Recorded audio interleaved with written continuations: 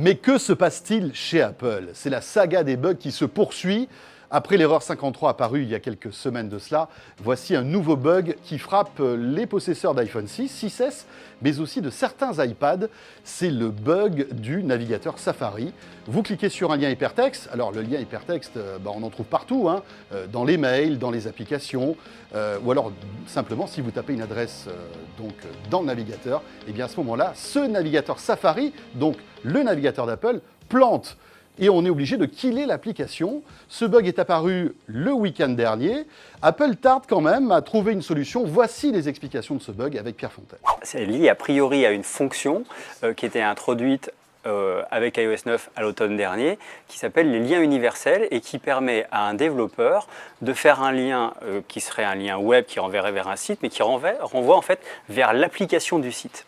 Et vu que les liens universels ont de plus en plus de succès chez les développeurs, il y a de plus en plus de fichiers, la base, entre guillemets, est de plus en plus lourde, ça complique de plus en plus la tâche, et du coup, ça aboutit, dans certains cas, à des plantages de l'application qui a besoin d'être killée, d'être fermée pour relancer, pour refonctionner, on va dire, normalement, jusqu'à ce qu'elle replante à nouveau à cause d'un nouveau lien universel.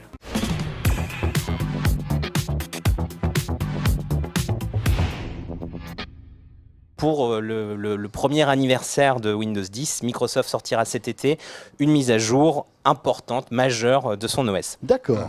Voilà, donc ils ont détaillé ce qu'il y avait dans cette mise à jour. Il y a plusieurs choses nouvelles, à commencer par une meilleure gestion de l'écriture manuscrite. On sait que Microsoft, c'est un dada pour Microsoft depuis le début des années 2000. Ils tiennent à ça, dans tous leurs produits, sur Facebook, sur Fast, etc., ils ont inclus ce stylet et on peut écrire déjà avec. Et là, en fait, on va aller un peu plus loin avec cette update puisque Microsoft va implémenter l'écriture manuscrite dans la plupart des applis natives de Windows et dans Office aussi. Donc, on pourra utiliser directement avec des fonctions intéressantes, le stylo dans Word, dans PowerPoint. Avec reconnaissance de caractère. Avec reconnaissance de caractère. À condition d'écrire proprement. Voilà. En général. Voilà. Bon, ça marche plutôt pas mal. Les médecins s'abstenir. Oui, c'est vrai. L'ordonnance de Montoubib, moi, elle passera pas. Non. Ou alors tu auras un autre médoc. Oui, à place.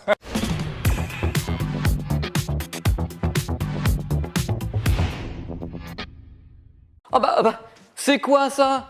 Mais c'est quoi? Oh là là, la Panasonic, je connais bien la marque, oui, lecteur de Blu-ray Ultra HD. C'est le modèle que j'ai commandé à Noël 2012, il arrive enfin maintenant. C'est historique quoi, j'en peux plus là. Voici le premier Blu-ray disque Ultra HD qui pénètre ici à 01net TV. Lecteur.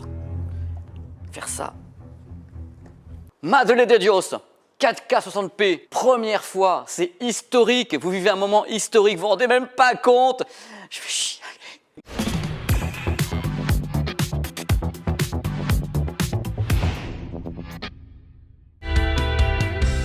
Et on commence la découverte de cette classe E par l'un des éléments les plus importants, à savoir les outils de correction de trajectoire sur autoroute, les fameuses aides à la conduite. C'est un bout important pour Mercedes puisque cette classe E, comme je le disais, intègre les nouvelles fonctionnalités. Et regardez, vous avez peut-être l'impression que c'est du déjà vu, mais là, la voiture, elle conduit toute seule. Je suis sur autoroute, le régulateur de vitesse adaptatif est activé. Je vais retrouver au bout d'un moment effectivement ce message d'alerte qui va m'inviter à reprendre la main sur le volant. Mais pendant 15 à 30 secondes, on peut lâcher le volant, le véhicule corrige la trajectoire. Et là où Mercedes réussit plutôt bien son affaire, c'est que ce système de correction de trajectoire est assez léger pour ne pas perturber le conducteur pendant la conduite normale où j'ai les mains sur le volant et très efficace en cas de problème où je lâche le volant.